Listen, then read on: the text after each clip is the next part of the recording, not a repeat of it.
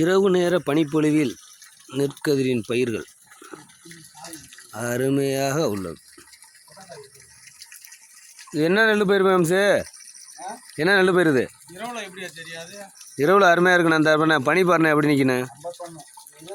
21. என்ன 21? ஏசி 21.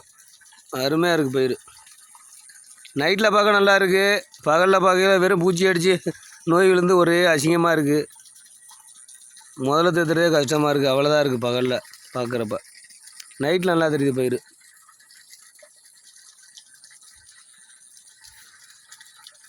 பந்தை போட்டு விட்டோம்னா அம்சு, பந்தல் போட்டு விட்டோம்னு வச்சுக்க, நிழலுக்கு நல்லா இருக்குது பயிர் பார்க்க.